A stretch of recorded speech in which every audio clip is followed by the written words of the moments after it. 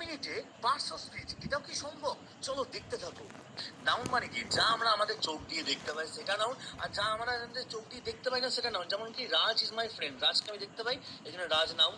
Friend মানে বন্ধুকে দেখতে পাই, বন্ধু নাউন। নেক্সট দেখো, প্রোনাউন কি? নাউনের পরিবর্তে যে ওয়ার্ডটাই বসে গেছে সেটাকে প্রোনাউন।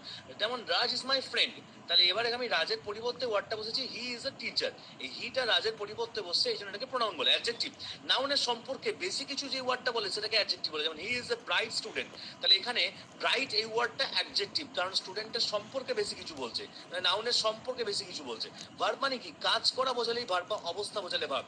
যেমন আই প্লে ক্রিকেট, তেমন হচ্ছে প্লেটা ওখানে কাজ করা বোঝাচ্ছে প্লের মাধ্যমে।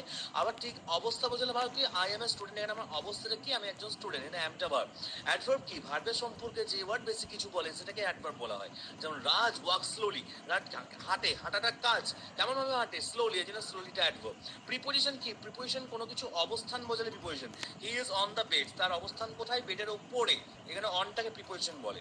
কনজাংশন কি? দুটো ওয়ার্ডকে যে সেন্টেন্স দিয়ে জুড়ে দেওয়া, বা দুটো ওয়ার্ডকে যে দুটো ওয়ার্ড বা সেন্টেন্সকে যে ওয়ার্ড দিয়ে জুড়ে দেওয়া হয় সেটাকে অ্যাকচুয়ালি কনজাংশন বলে। দেখতে পাচ্ছ রাম অ্যান্ড শ্যাম, এখানে অ্যান্ড অ্যাকচুয়ালি কনজাংশন, কারণ অ্যান্ডের মাধ্যমে রাম এবং শ্যামকে জুড়ে দেওয়া হচ্ছে।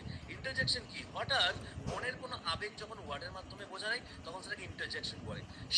দ্য বেবি ইজ স্লিপিং, এখানে দেখতে পাচ্ছ এটা একটা ওয়ার্ড, মানে এটার মানে হচ্ছে ডোন্ট মেক এনি নয়েজ, মানে শব্দ করো না। তো শব্দ করো না বলে আমি ওয়ার্ডের মাধ্যমে বললাম দ্য বেবি ইজ স্লিপিং। আশা করি ভিডিওটা তোমাদের ভালো লাগলো। যারা যারা এই ভিডিওটা দেখে উপকৃত হয়েছে অবশ্যই শেয়ার করো, এবং আমাদের এই ফেসবুক পেজকে ফলো করে দাও। তোমরা অনেকে ভিডিও দেখছো কিন্তু ফলো করছো না, এটা খুব খারাপ লাগে, কারণ তোমাদের একটা সাপোর্ট আমাকে অনেকটা অনুপ্রাণিত করে পরবর্তী ক্লাসগুলো সবার আগে তোমাদেরকে দিতে। সবাই খুব ভালো থাকো, এবং দেখা হচ্ছে তোমাদের সঙ্গে পরের ভিডিওয়।